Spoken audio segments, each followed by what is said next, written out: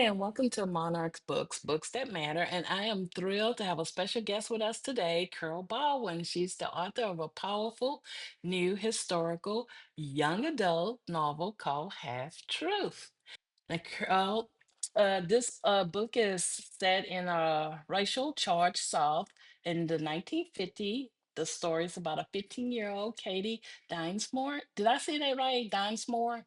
Dinsmore. Dinsmore, Dins as she chases her dreams of becoming a journalist. But what starts as a simple plan to gain her grandparents' support quickly turns into a deep exploration of race, class, and truth, and the price that comes with it. From attic secrets to uncomfortable truth and a friendship that defies societal norms, Half Truths is a heartfelt, thought provoking read that lingers long after the last page. And today we're digging into the story behind the story. So grab your coffee, settle in, and let's welcome Carol. Carol, it is a pleasure to have you here. thank First, thank I want you to tell our audience a little bit about yourself as a person. Yeah, before we okay. get into the But story. I have to thank you. That was a wonderful introduction. I'm listening to you and I'm thinking, she's describing my book, and it's just amazing to me. So that was just a beautiful, beautiful introduction. Thank you, Tish. Oh, thank you. Thank you. Well, I am not a Southern native, as you might be able to tell from my lack of deep South accent. I was born and raised in New Jersey and hadn't been further south than Washington, D.C. until I was in my 30s. And I came to Charlotte. I married a man who was living in Charlotte, which is a whole other story, and moved to Charlotte. And Charlotte was my new hometown. I really knew nothing about the South. And so Half Truths was partly my exploration of my new city, my new hometown. Ooh, okay. I love the book. Let me first tell, what attracts me to the book is the story, but the characters, because the characters is what makes the story so real to me. So we're gonna focus on the story, the characters, a few questions from there. We're gonna go into the historical and the social theme and on writing and your voice. So Okay. first thing I want to say that I did notice that the friendship between Katie and Lillian is the heart of the story. Why was Oh, it important for you to explore the cross-racial friendship, especially during the Jim Crow era? And what challenge did that pose to you in your writing? Tish, those are big questions. But That is again, really big. I'm so thrilled that you said that is the heart of the story, because Yeah. it is the heart of the story. But here's a secret. It took me. I kept going off away as a writer. I kept leaving that heart many times. I would go off, and when I was researching, excuse me, and I'd hear all these wonderful stories from people who lived during that period. And I was like, oh, I need to include that. I need to include that. I went to a writers conference and talked about every book has to have a romance. So I put romances in there. I put so much stuff in there, and then I had to take it out because I had left the heart of the story. So it thrills me, and I'm going to get off of this interview and to call my friend who helped me with this and say she got it. It's the heart of the story. So that's wonderful. Now you have to ask your questions again. Oh, the relation. Okay. Yeah, the Okay. cross-racial friendship between the two. I love that Okay, though. well, Yeah. what I set out to do is to write a story about what it was like in Charlotte before civil rights. And that's what my idea was to do. And so I set it in 1950 because that's right before the civil rights period. It's Jim Crow era, which I knew nothing about. I came from the North. I grew Right. up in a white suburban neighborhood. I didn't know anything about that. So it was a lot of exploration. But if I was going to do it, then I realized, well, it's not just a white character, it's a black character too. And at first, I visualized Kate for a long time as coming from a rural area and having to move into this upper class area of Charlotte. It's Myers Park. And um, I pictured her moving in with her wealthy grandparents and the fact that she grew up on a farm, and so that would be very different from for her, and an awkward situation, and that she would be having to find her way there. And then I cannot remember exactly, but I just Lillian came to my mind to create a Black character who she would meet, and she would be lonely and want to have a friendship, but it wouldn't be such an easy thing to do. Um, and then I complicated it by deciding that they were going to be related and in the same had same family roots. Right. Um, but I think that came along when that came along, and if you're curious, I can tell you how that came along. Yeah, Uh, I am. okay, well, the way I found that it was just so cool. I interviewed almost 100 people, blacks and whites, who either lived in that era or were, like just a generation beyond that, Right. and closer to Mhm. my age. But I interviewed a lot of people, and I also went to places that still exist in Charlotte that um, Kate and Lillian would have gone to or would have been relevant. Wow. So, and Charlotte's not very good for preserving history, so there's not a ton here. But I Right. went on a part, I did part of the African American tour here, and part of it included going to a Rosenwald school. Now, are you familiar with the Rosenwald schools? No, I'm not. Okay, so they were built in the 1930s by a philanthropist. I think his first name was Julius Rosenwald. He was a vice president of Sears in Chicago, Oh, and I should have this. I'm almost positive that he joined up with Booker T. Washington to create schools for underprivileged Black children. And they were in the South. They were called Rosenwald schools after him. And there are still a few buildings that are left, and one of them is in Charlotte. And it's now a community center. So I went there. I met two men there who had gone to school there. They were in their 80s, and they were reminiscing about the coal stove and, just the teachers there. But one of the things that struck me is when I walked into the halls, they had the pictures of the principals on the walls, and they were all Black, except I saw one who looked white to me. And then I thought afterwards, I was like, no, he's not white. He's just very light skinned. And that's where I came up with the idea that Lillian would be very light skinned and have white ancestry, and that she would end up, the girls would discover that they were second cousins. So it oh, really came from that picture in that school. I didn't have that before then. oh, wow. It Yeah. took a big turn then. You needed Yes. Lily for the book. Wow. Okay. Yes, and yeah, but one of the things that sidetracked me though is that I thought, oh, I'm going to parallel these stories. I'm going to have Kate's story of trying to figure out who she is and coming into Mhm. Charlotte, and then I'd have Lillian's story of what it's like to be a light-skinned African American.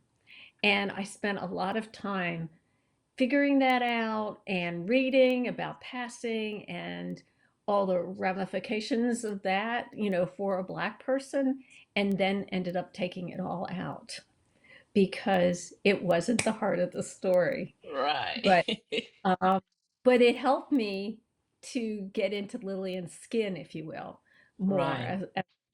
to the best that I could. You totally immerse yourself with the character, I can tell through the Oh, writing. thank you. It was Thank so you. familiar, because we experienced that, within my own African American culture with the light skin and the whole, I felt like I was reliving some of the things my mom talked about. So it was right on target. I was really impressed. I mean, honestly, I have a hard time reading or hearing about the past. I And bet. because it hurts. It hurts. But you Yes. did it you weaved it in so perfectly, even for an adult who don't like to read stuff like that. That was good. You did wonderful. I enjoyed it. I really did. And it I wasn't really so bad, but it appreciate was the that. truth. I Well, love I that. appreciate that, but I did it with prayer and with Yeah, asking the Lord to help me to do it right. And it was scary to do it as a white person. I Um, bet. One of my experts, I acknowledge him in this book. He said there's two men in the front of the book. Here's the book, who I dedicate the book to, and one of them was named. His name was Price Davis. He's not living anymore, but he was a graduate of the high school that Lillian goes to, Second Ward Alumni House. And I met him and another woman who is still alive and who I need to call because every so often I call her and just report on what's going on with the book. But Price Davis, just I would call him up on any little question I had about the neighborhood. He lived in Cherry. Right. He drove Mhm. me around the Cherry neighborhood. I have a picture of him standing in front of the house that he lived in. And he would say to me, every phone conversation, he'd say, Carol, just make it authentic. Make it Yeah. authentic. And He so just the best advice. that's what I was trying to do. You did. It really was authentic. I loved it. I love the friendship with Kate and her first friend back home before she moved to Mildred, with yeah. Mildred. Hmm. And I was able to, oh, she's special. I like her. So with that said, the next question, there's a powerful line of tension between loyalty to family and Hmm. loyalty to the truth. How did you decide what Kate would risk for the sake of honesty and what she would keep hidden? Because I feel like we live in that every day in our Yeah, we family, within our do. We culture. do. Yeah. Wait, Tish, you should have sent me that question ahead of time so I could have thought about it. But that's okay. That's all right. Um, this is my first novel, so I went to a lot of writing workshops and attended classes and read books about tension and conflict. So I I knew that when I figured out that there was this family secret, and figuring Hmm. that out took a long time, and the genealogies and all of that was Right. took time. When I figured that out, I just knew that it would be difficult for her, given her family makeup, and her mother on her father's side is pretty racist, and then her grandfather, her mother's father, is where she grows up, is pretty racist. So that's what she knows. She has Right. seen that, but she doesn't like it, and she knows it's wrong. So she knows the truth, Hmm. but she also has to come to grips with, okay, what's going to happen if I speak these secrets and say them out loud, and what risk is it to me and in my new friendships that I'm making in Charlotte, as well as what is the effect is going to be on my grandmother. So I did a lot of side writing about that. I don't know if sort of like Hmm. I would just take a piece of paper and scribble things out, or I would pretend I was talking to Kate, or I'd pretend that Kate and her grandmother were having a conversation. I had so much on my computer with all these documents that don't ended up making it into the book, but just help Right. me get to that emotion, if you will. Right. And Kate I mean, she was very I liked her character. Do you see her similar to the youth today? Because she seemed like she processed her thought pattern out in a way. She thinks before she acts. And it seemed like she would have to during that era. Do you see a difference with the youth Hmm. today versus who Lily and Kate were back in the 50s? That's another good question that you should have asked me at a time so I could have thought. I just thought about that a I, while ago and I'm like, oh, she's so yeah. different from the kids today. Well, I wonder about that. I think that's very perceptive on your part to say that. I think the kids today are so surrounded by input, constant input from, you know, their schools and their friends and their peers and their teams and their social media, that I'm not sure how much they're thinking and critically thinking and Right. processing you Right. know the reason she writes in her steno pad, which becomes her journal, is because that's what I did. So that's Carol's in there. That's the way I processed what I was feeling and what I was thinking for a long time.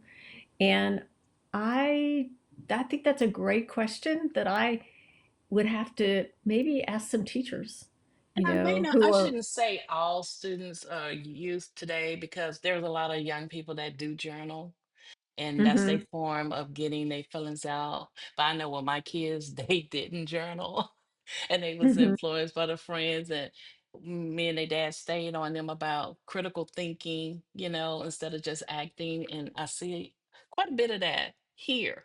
So I was just wondering because she thought a lot. She was put in in a way, two different worlds, that combine, like with her father family, the rich family, versus her mother's side.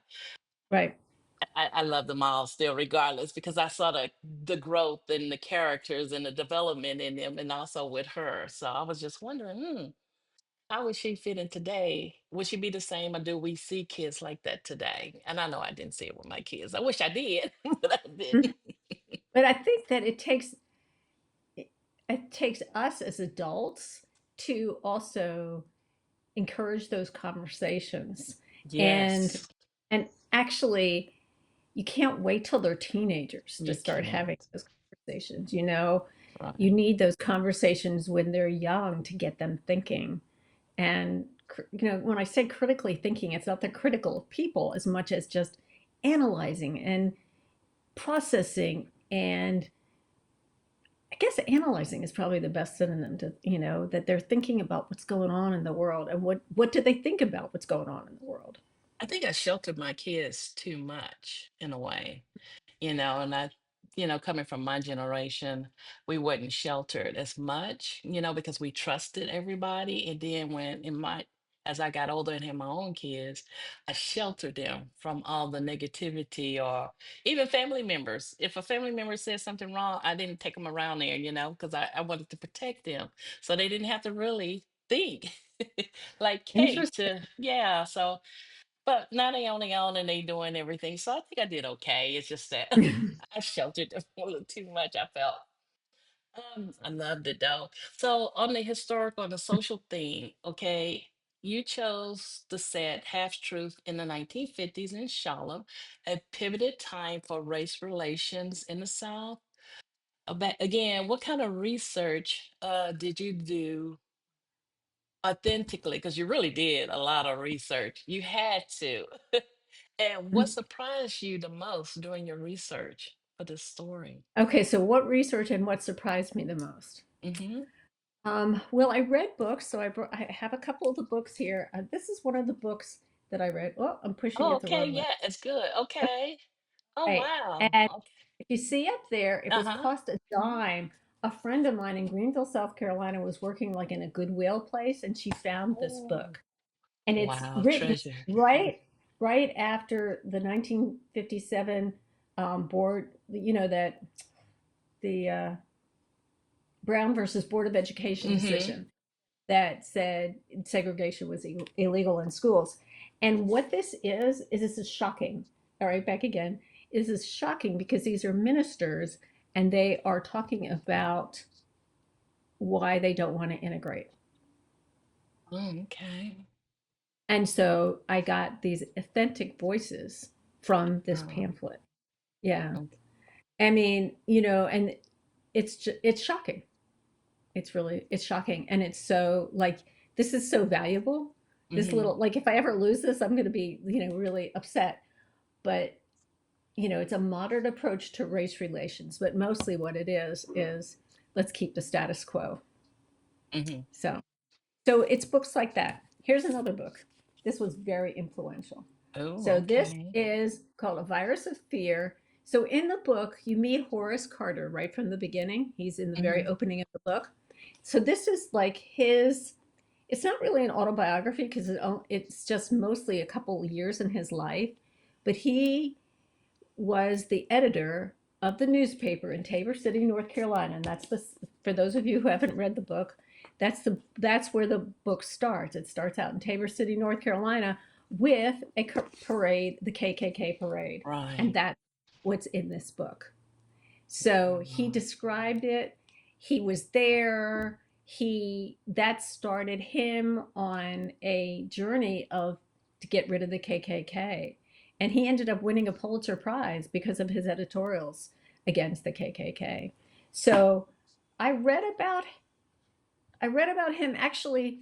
For the longest time, I wasn't sure where the book was going to start. I wasn't sure where Kate was going to be coming from. South Carolina, North Carolina. I just, I really didn't know that.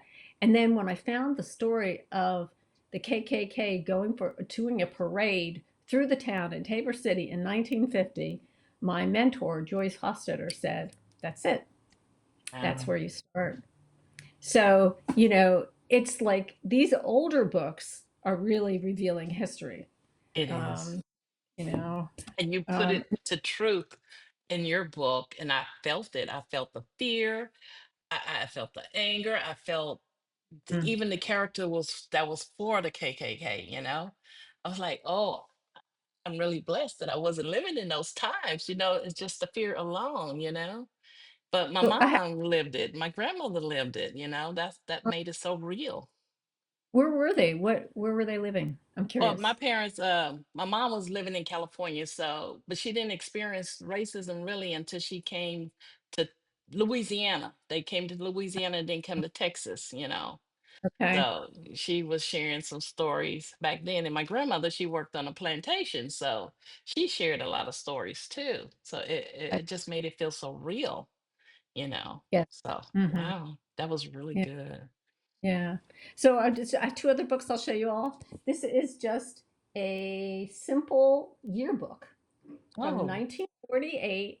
It was the junior high, Alexander Graham Junior High School. That's the school that Kate goes to. She's in ninth grade at that time. Ninth grade mhm. was in the high. And this is their little yearbook. And a friend of mine's mother had this and gave Oh, it to me. And wow. so it just gives me, I mean, I would refer to it just to look at the pictures and, what the activities were and, what they dressed like. And it's just like it takes you back to that period. Time So that was capsule. that, yes. So, and here's another book that I refer to a lot. I keep going the wrong way. Oh, Black okay. America and Charlotte. It was Hmm. written Oh, by wow. Vermel Eli. So she is one of she's the person I met, besides Price Davis, I met Vermel at Hmm. the Second Ward Alumni House.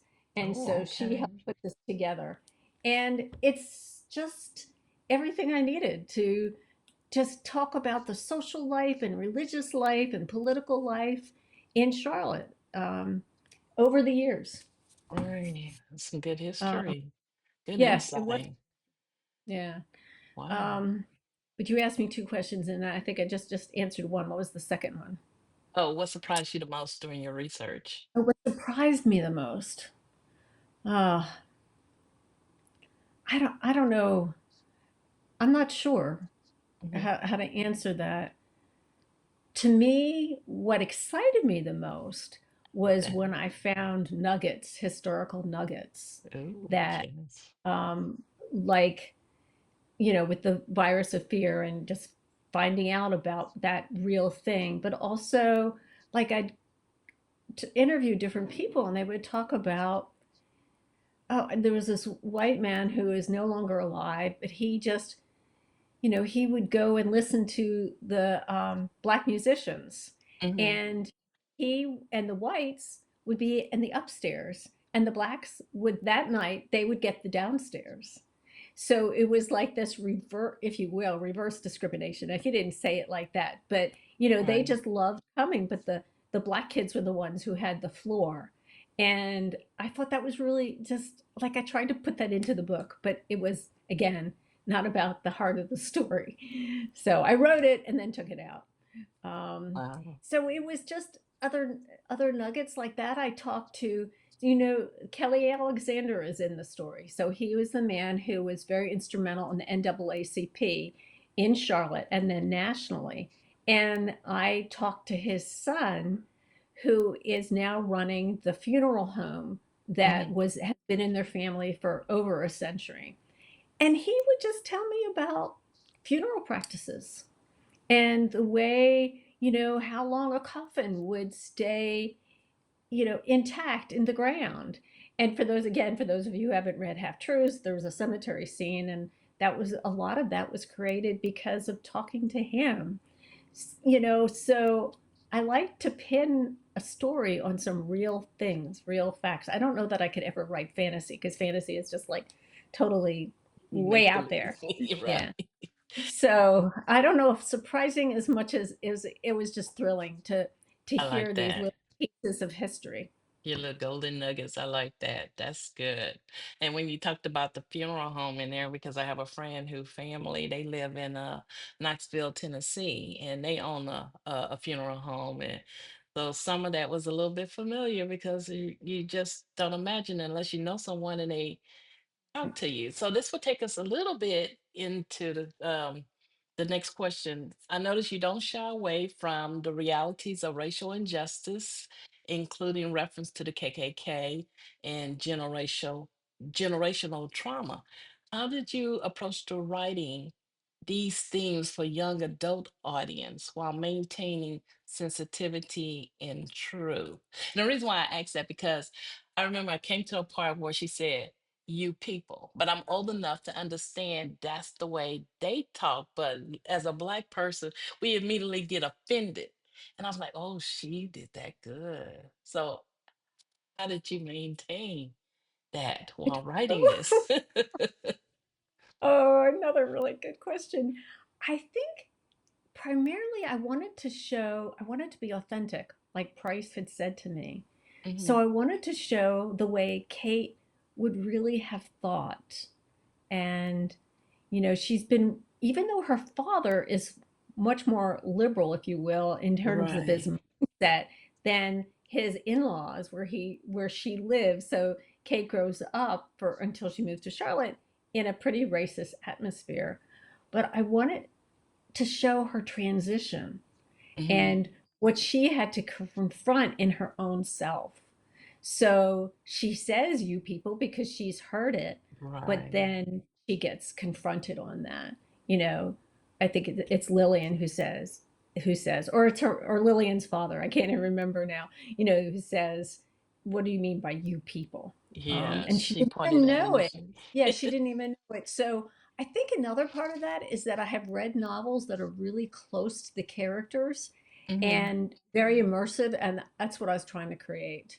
Oh, okay. So, Because you got a reaction from me. I was like, okay, calm down. And that's how we would get when we hear that. But it was so mhm, well written, and you made her real because she would have, because that's what she's used to in that right, environment. right, So, and yeah, then, and she's in the process of changing, you know, and right. And she caught herself the second time around when she was getting ready to say it. So I was like, oh, mhm, okay, this is good.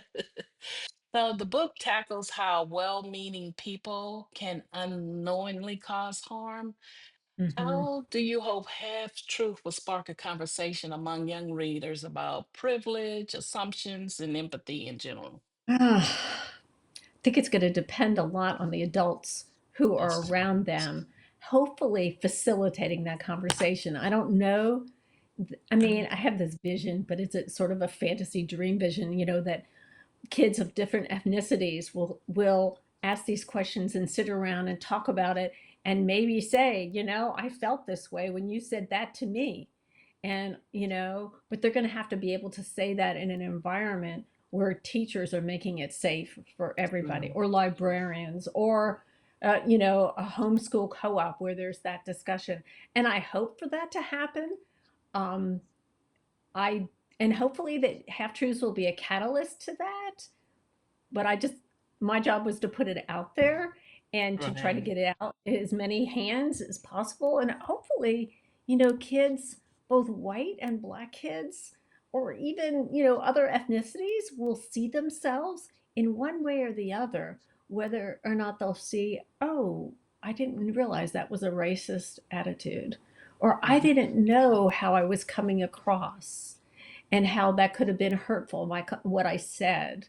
Mhm. Um, so Monarch has published, Jen Lowry published an amazing educator's guide, and that'll be available for free for any educator who wants it. That's And hopefully wonderful. that will stimulate some Yeah. conversation. Yeah, because Yeah. that is a good conversational piece. It definitely is, and we need it today just to open the door the bridge the gap and to talk, Right, especially with the young people. And right, with right. so Kate voice feels so true to time, yet is incredible relatable to today's readers. How did you develop a balance in her narration, especially with the Southern dialect and the slang? Yes, especially since I'm not Southern. Um, ev when I started writing, I started creating lists of words that I heard Southerners say. And I have long lists on my computer. And then you can Google a lot too. So some of Right. the words that she says are things that I've heard or, Southern dialogue lists. I knew that she had to sound Southern as a teenager in the South, Right. but I also knew I didn't want to be too heavy on the dialect because that can be intrusive for the reader. Hmm. Um, and I also wanted her to sound young because she's only 15 and that is young. And she's somewhat impulsive and says things not necessarily having thought about them first. Right. Um, but there's a big mixture of Carol in there too. So what can I say? When you're writing a book, well, I didn't realize this. Let me back up. I didn't realize how much of me was in the book until I was done. That's what I was going to Until, ask you. How okay. much of you is in the book? I can tell you're a strong advocate for truth and integrity, and I could tell that through Kate's journey. And what was your personal connection or experience or influence that Well, helped you write this book, even more so? okay, different times in my life, I've struggled to have a voice. So the first Oh, time I finished reading that, I sort of cried oh, because I was like, wow. "Oh, this is a book about someone who's has a voice, and now I have a voice, and now I feel like I feel teary in saying that to you." I love that. And I've also seen how half truths are so damaging in families. Gosh, yes. It's just, we're going to protect that person and we're not going to tell the whole truth. And we're going Yes. to shove it under the rug and it bites you. And, And I it always really thought comes. it was just in our community, but I guess it's all families, Oh, has that yes. Oh, half truth. yes, it is. And but I struggled with for a long time what was like Cecilia. So Cecilia's Kate's grandmother, her wealthy grandmother in Charlotte, so what is her motivation for not telling the whole truth? Well, that's a layered thing. It She is. wanted to protect herself from, you know, people talking about her, even though it was probably a very common thing. Her secret is a very common thing. But she also probably wanted to protect her son. And Um, that's like you were saying, we do that as parents. We try to protect our children. right. Uh, and sometimes that means not saying the whole truth. So, one of my friends who knows me really well, after she read it, she's just like, Carol, this is you. This is so much you. This is you coming out and saying what you really want to say. And it took me a long time to work on this and to write it, but I'm thrilled to hear your reaction to it, Tish. I'm just like just delighted, over the top, Oh, you delighted. did justice because you gave grace to me and I'm sure other readers for our families for holding secrets. We only see the top part, the surface, and not realize the different layers to why some of them go Right. to the grave without sharing. And I love the fact when you said half truth because like, we just lived it. We still to this day, me and my husband was talking. He's the baby in his family. His sisters and brothers are like 11 to 15 years older than him. And, he gets so upset because they don't tell him everything. He half Mm, truth, that goes back generations. So right. it gives me Right. grace. I can, forgive and let go and some of the stuff. But it was just so real. I felt all your characters in the book. I felt I was in that storyline as well because I lived it. Great. So, um, one more thing I wanted to ask. What do you hope readers, especially the young ones, will carry away with them after reading Half Truth? And is there a takeaway you like adult readers who's reading with their team to reflect on? I would really hope people are going to develop more empathy, that they will I should listen, read that. listen Yeah. to the other person, really listen. And that's taken me a long time to do. So again, this is my own agenda of I need to listen to really understand where that other person is coming from and why they're saying what they're saying and why they're experiencing what they're experiencing. And if they're angry, there's probably a reason for the anger, or they're Right. hurt, reason for that Right. hurt. You know, that I think too often we just stereotype people and just, I mean, I do the same thing and I have to stop myself. You know, we just put people in a box and then you're not really knowing the person. You're not really taking the time um, to get to know the other person, see where they're coming from, and guess what? They're a person like you with fear Exactly. and Right. anxiety and insecurities and anger and hurts. And so, adult or teen, I mean, the same. I want That's what I would want. And more empathy, more bridge building, more communication. I think communication is key. Oh, it's definitely key. So, how can our readers out there in the audience reach you? I'm also going to have a description in the bio with your website. So, how can they reach you on social media or get your book? Well, Half Truths is on Amazon. That's probably the easiest way, just to go to Amazon. But there's several books called Half Truths, so you have to look for the one that says by Carol Baldwin. And this is, where is that? This is what it looks like. It's a picture of the attic that Love Jen it. put that together, which I think is just, again, I'm doing the wrong side. It's There perfect. you go. Yeah. So, so you find the book on Amazon, and in terms of finding me, my blog is carolbaldwinbooks.com, and maybe you could put up my link tree, because the Oh, link tree has all of, like, where I'm on Facebook and Twitter, sometimes Instagram, sometimes. You know, I try not to be on them too much just because they take so much time, but it is a way to connect. And you can contact me through my website if anybody it has a book club that wants to read this book, or a classroom, or a homeschool co-op. For the next 5 months, I'm going to do all those events for free, as a part of my launch. After that, probably going to start charging for it, but for the next 5 months, it'll be free. And I would love to chat with people. And if it's, I can wear my outfit. This is my 50s outfit with the dress love it. and the blue willow earrings. So, I just um, love it. It's wonderful. and guess So, what? A friend of mine found it all on Amazon. She found it for me. I have a friend, she finds all everything she needs for whatever event or engagement she's in, she finds it on Mhm. Amazon. I was like, I might have Yeah. to go over there because I need an Agatha Christie outfit or something coming up soon. Oh, cool. Yeah. Cool. So, Carol, I want to thank you so much for joining us and for sharing the heart behind Half Truth. Your story reminds us that sometimes truth is messy, is complicated, but is absolutely necessary. Until next time, I want you all to keep reading, keep writing, and never be afraid to speak the truth, even when it's wrapped up in half truth. Thank you. Thank you so much for having me, Tish. It's been great. Thank you.